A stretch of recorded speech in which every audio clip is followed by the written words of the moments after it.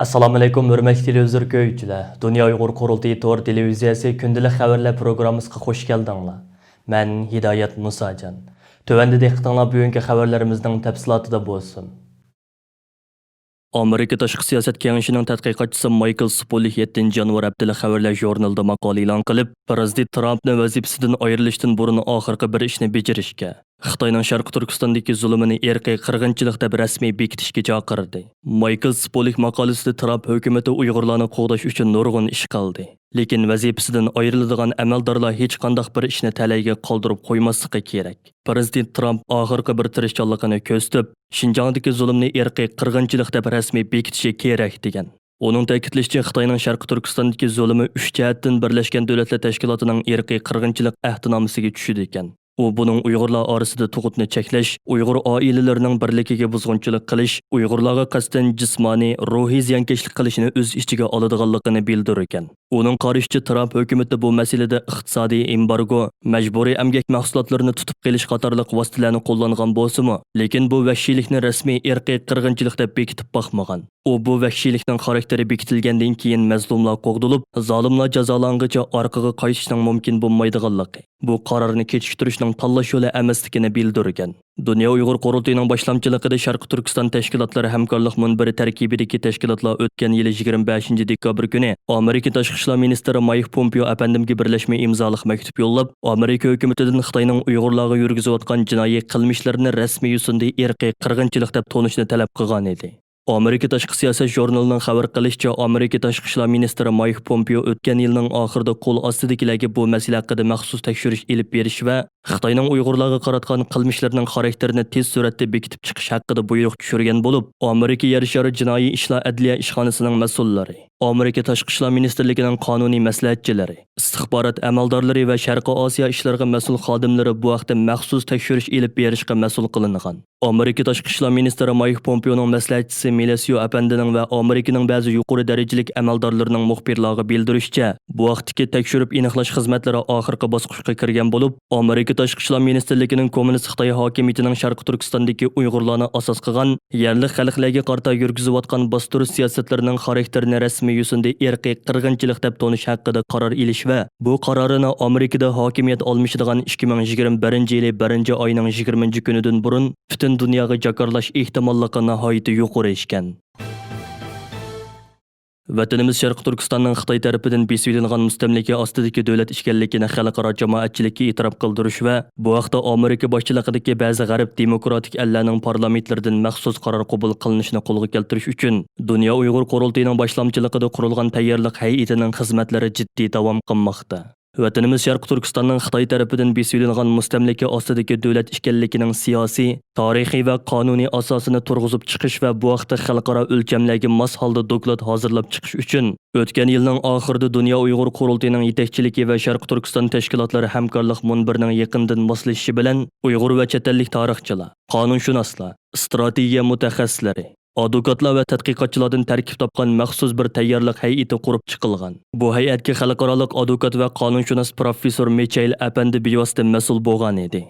Professor Michael Apandi o'zi ham Uyg'ur va Tibet ishlari mutaxassisi bo'lib, ilgari u milliy ustozimiz Erkin Olibtekin Apandi bilan xalqaro vakolatsiz millatlar tashkilotida birlikda xizmat qilgan va bu tashkilotning bosh kotibi bo'lgan. Shundaqla 2004-yili Dünya Uyghur qurultiyining nizomnomasini hozirlash xizmatiga va Tibetning Xitoy tarafidan besilingan zamin ekanligini dalillab chiqish xizmatiga bevosita ishtirok qilgan edi. Hozirga qadar mazkur tayyorlik hay'atining a'zolari Michael Apandining riyosatchiligida bir qancha qitim to'r yig'ini o'tkazib, Xitoy hokimiyatining Xinjiang azaldan vatanimizning ayrilmas bir parchasi degan bu safsatisini uzil-kesil chiritish uchun elib beriladigan konkret xizmatlar, Sharq Turkistonning mustamlika tarixi, xalqaro qonun prinsiplar, diplomatik qoida tuzumlar, Sharq Turkiston xalqining mustaqilligi bo'lgan g'oya va orzu talablari, ishg'oliyatchi kommunist Xitoy hokimiyatining Sharq Turkistonda yurgizib kelgan mustamlikachilik siyosatlarining xarakteri va mohiyati qatorliq masalalar haqida tafsiliy muzokara elib berib, vatanimiz Sharq Turkistonning Xitoy tarafidan besilingan mustamlika ostidagi davlat ekanligini isbotlashda zarur kerakli bo'lgan doklad va hujjat materiallarni tayyorlashga boshladi.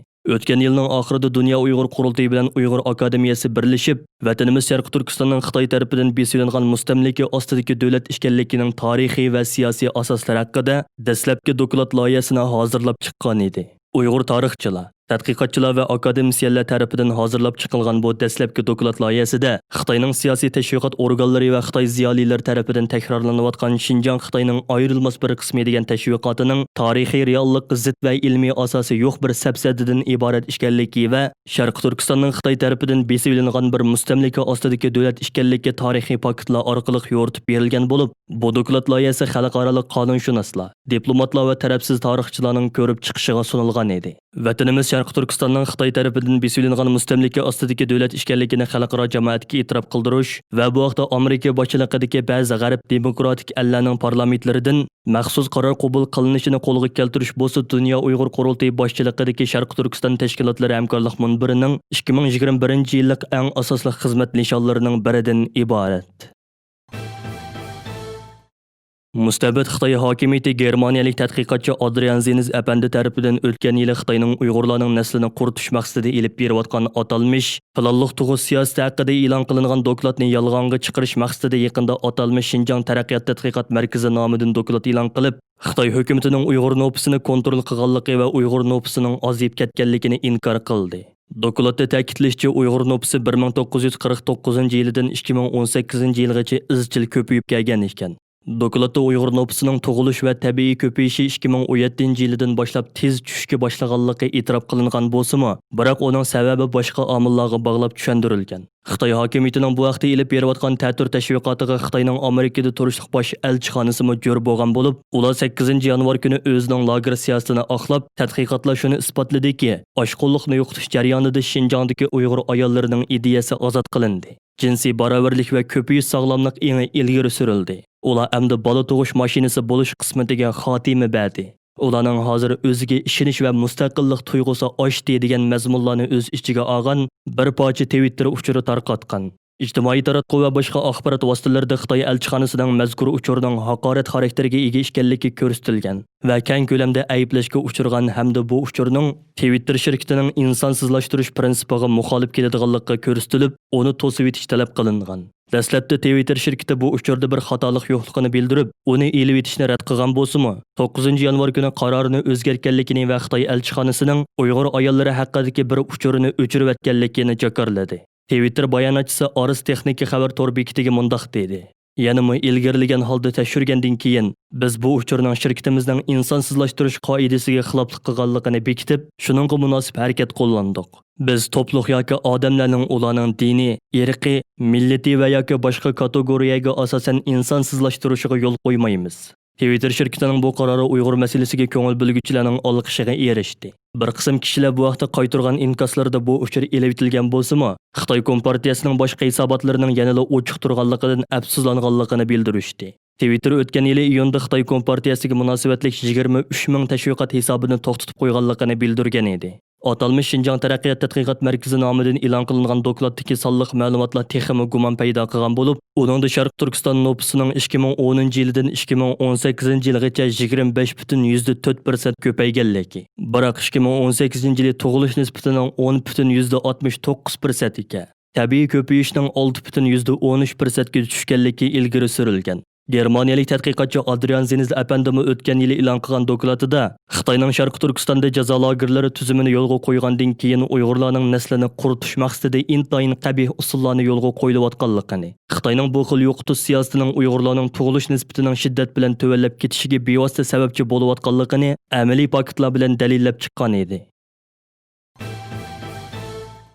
Türkiye bilan Xitoy o'rtasida imzolangan jinoyatchilarni o'tkazib berish kelishimi o'tgan yil 26-dekabr Xitoy Xalq qurultiyyi doimiy komiteti tarafidan rasmiy ma'qullangan kundan e'tiboran Turkiyadagi va boshqa ellardagi Uyg'ur tashkilotlari o'zlari turishliq davlatlardagi Turkiya elchixonalariga, Turkiyadagi har qaysi partiyalarga, parlament a'zolariga va yerlik ommaviy tashkilotlarga orqa-orqadan murojaatnoma yo'llab, muhojiratda yashayotgan Uyg'urlarning bu jihatdagi andishalarini bayon qilish bilan birga, Turkiya parlamentining barliq a'zolarini yuqorqi kelishimni qat'iy turda rad qilishga va Turkiyada panohlanib turayotgan Uyg'urlarni Xitoyga o'tkazib berishdan saqlanishga chaqirib kelmoqda. Bu maqsadda 8-yanvar kuni Sharq Turkiston tashkilotlari birligining raisi Hidoyatulloh O'g'izxon apandi boshchiligidagi Uyg'ur hay'ati Turkiya parlamentining raisi professor doktor Mustafa Shantop apandi bilan bevosita ko'rishib, muhojiratdagi Bo'libmi Turkiyada yaşayotgan Uyg'urlarning bu jihatdagi andisha va qayg'ularini ifoda qilish bilan birga, Turkiya hukumatidan Xitoyning Sharq Turkiston xalqi qarta yurgizayotgan irqiy qirg'inchiligini darhol to'xtatish uchun Xitoyga jiddiy turda besim ishlatishini, Turkiyada iqomat bilan yashayotgan Uyg'urlarni Turkiya garajdonligiga qabul qilish xizmatini tezlatishini, har qaysi ellarda Xitoyga qaytarilish xavfiga duch kelgan Uyg'urlarni jiddiy turda Turkiyaga yetkazib kelib o'rinlashtirishni talab qildi. Sharq Turkiston tashkilotlari birligining bu qitimqi ko'rishish hay'atida Sharq Turkiston o'limalar birligining raisi doktor Ataullah Shahriyar, Sharq Turkiston inson haqlari kuzatish tashkilotining bosh kotibi doktor Nuraddin Izbasar, Sotix Bo'raxon ilm va madaniyat jamiyatining raisi doktor Abduxoliq Uyg'ur qatorliqlar o'rin oldi. Yaqinqi mezgillardan buyon Turkiyadagi har qaysi o'qituvchi partiyalar, hatto Erdo'g'an hukumati bilan yaqin bo'lgan ba'zi partiyalarning mas'ullari orqa-orqadan bayonotlar e'lon qilib, Turkiya bilan Xitoy o'rtasida imzolangan jinoyatchilarni o'tkazib berish kelishimining Turkiya parlamentida rad qilinishini qo'lga keltirish uchun tirishchanlik ko'rsatganligini ifoda qilib kelmoqda. Yangidan saylangan Amerika prezidenti Joe Bidenning vazifasiga o'ltirgandan keyin Xitoyga qarata qanday siyosat yurgizganligi siyosatchilar va analizchilarning diqqat nuqtasi bo'lmoqda. Wall Street jurnali gazetining 6 dekabr e'lon qilgan Biden Xitoyga qarshi buyuk ittifoq qurishni planladi. Ammo u oson emas sarlavhalik maqolasida Joe Bidenning vazifaga o'ltirgandan keyin Amerikaning ilgari ittifoqdosh davlatlari bilan bo'lgan hamkorlikni asliga keltirib, Beijingga birlikda keng ko'lamli besim qilishni planlayotganligi ilgari surilgan. Maqolda ko'rsatilishicha Biden vazifaga o'ltirgandan keyin Xitoyga qarata Trump hukumati yo'lga qo'ygan bir qator qarorlarni saqlab qolish yoki ularni amaldan qoldirishni qaror qilishi kerak ekan. Ular New York aksiya bozoridan Xitoy telegraf shirkatlarini chiqarib etish, Alipay pul to'lash supisini o'z ichiga olgan Xitoyga ulangan abla orqali savdolashni cheklash va Xitoydagi eng chong kompyuter o'ziga ishlab chiqaruvchi shirkat va shuningga o'xshaydigan boshqa shirkatlarni qora tizimlikka kirgizishni o'z ichiga oladi ekan. Ma'lum bo'lishicha Xitoyga qarata siyosat belgilashda yana Uyg'ur, Hong Kong, Tibet masalalarimi Biden hukumatining qarorlari ichidagi muhim temalar bo'lib qolgan. Xitoy hukumati necha yildan buyon xalqaroning qattiq tanqid qilishiga qaramay, Sharq Turkiston va Hong Kong masalasining Xitoyning egilik huquq masalasi ekanligi, boshqa davlatlarning Xitoyning ichki masalalariga aralashmasligini aytib, u rayonlarda yurgizayotgan kishilik huquq tafsandchiliklarini davom qilib kelmoqda edi. Amerika Davlatlik diniy erkinlik komitetining komissari advokat Nuri Turkel apandi Erkin Osiyo radiosi qilgan so'zida Biden boshchiligidagi yangi hukumatning kishilik huquq masalasidagi maydoni haqida to'xtalib mundaq dedi. Yangi hukumatning bu masalada ish bajarish usuli jihatda hozirgi hukumatdan farqlanishi mumkin, lekin prinsip jihatda cho'ng farqlanmaydi. Amerika fuqarolarining manfaatiga taqiladigan ko'p sohalar Uyg'urlarga berib ketiladi. Shunga Uyg'ur masalasi chetda qolmaydi. Bizmi hukumat organi bo'lib sifatimiz bilan Uyg'ur masalasining yangi hukumatning kun tartibida turishini tavsiya qilamiz. 20 yanvar vazifaga o'ltirishga tayyorlanayotgan Biden boshchiligidagi yangi hukumatning xalqaro siyosati, bo'libmi Xitoyga qarata siyosiy strategiyalari muhojiratdagi Uyg'urlarning eng ko'ngil bo'ladigan temasiga aylangan edi. Nuri Turkel apandi bu vaqtda o'zining tavsiyalarini o'ttirg'a qo'yib o'tdi. Amerikaning qimmat qarashi bo'yicha aytganda, Uyg'ur masalasi bu yangi hukumatda texmo cho'nqur yer elishi mumkin. Amerika Tashqi ishlar ministri Mike Pompeo 9 yanvar kuni Amerika va Tayvan amaldorlari o'rtasidagi diplomatik aloqalarga qo'yilgan cheklamalarni bekor qilayotganligini jakarladi. Ba'zi axborot vositalarida bu harakatning Amerika-Tayvan munosabatlarini tubdan o'zgartib, Xitoyni g'azablantirganligi va Beijing bilan Washington o'rtasidagi ziddiyatni kuchaytirib yetadiganligi ilgari surildi. Pompeo bayonotida mundaq dedi: Tashqi ishlar ministrligi necha 10 yildan buyon Amerika diplomatlari, harbiy xodimlar va boshqa amaldorlarning Tayvanlik kasbdoshlari bilan bo'lgan aloqasiga murakkab ishki cheklamalarni qo'yib kelgan. Amerika hukumati Beijingdagi kommunistik hokimiyatni rozi qilish uchun bu qarorlarni bir tarafli holda yo'lga qo'ygan. Hamda u kunlar kammasga ketdi. U yana mundaq dedi: Bugun men o'zimiz qo'ygan bu cheklamalarning hammasini bekor qilganligimni jakarlayman. Ma'lum bo'lishicha bu cheklamalar Tayvan amaldorlarini Amerika Tashqi ishlar ministrligida qabul qilmaslik, ular bilan so'zlash to'g'ri kelsa mehmonxona qatorliq berasmiy so'rovlarda uchirish qatorliqlarni o'z ichiga oladi ekan. Amerika Tashqi ishlar ministrining mazkur qarori Tayvan doiralarining olqishiga erishdi. Tayvanning Washingtondagi vakili Xiaomichin xonim bu vaqtda yo'llagan Twitter uchurida necha 10 yillik kamsitish bekor qilindi. Bu o'zaro munosabatimizdagi g'oyat zo'r bir kun. Men buningdagi har bir fursatni qadrlayman dedi. Amerika Tashqi ishlar ministri Mike Pompeo Xitoyga qarata qattiq pozitsiya tutgan va uni Amerika duch kelgan asosli uzun muddatlik tahdid deb bekitgan edi. Xitoyning Amerikaning mazkur qaroriga qanday inkos qaytarganligi hozircha ma'lum emas. Өткен yili noyabr ayının 5'ida Kanada Şərqi Türkistan Birligi Təşkilatı Kanadada yaşayotgan Uyghur qarindoshlarimizni har shanba kunlari oila bo'yicha navbatlashib, Xitoy hokimiyatining Uyg'urlarga qarata yurgizayotgan irqiy qirg'inchiligiga qarshi namoyish o'tkazish chaqiriqini o'ttirg'i qo'ygan edi. Shundan buyon bu xildagi namoyishlar Kanadaning Uyg'urlar biroz ko'p o'ltiraqlashgan Toronto, Vancouver, Edmonton shaharlarida uzilmay davom qilib kelmoqda. 8 noyabr kunimi bu shaharlardagi Uyg'ur qarindoshlarimiz Kanada hukumatining koronavirus karantin tadbirlariga qattiq amal qilgan asosda qattiq sovuqqa pisand qilmay yuqorqi shaharlardagi namoyishlarni davom qildirdi. Kanada Şərqi Türkistan jamiyatining raisi To'yg'un Abduvali apandi Torontodagi namoyish maydonidan Kanadada yashayotgan qarindoshlarımizga xitob qilib, mundaq dedi.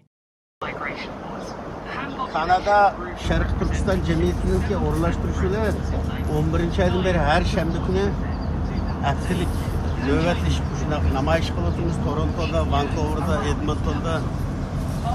Bugün mana 1-oyninki 2-chi haftasi namoyish.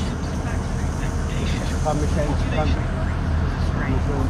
kardeşlerden Allah razı olsun.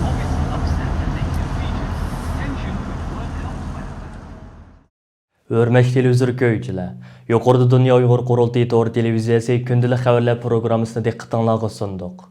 Keyin qıdımlıq proqramımızda görüşəyli. Görüşkəcə aman boğaysılar. Xeyir xoş.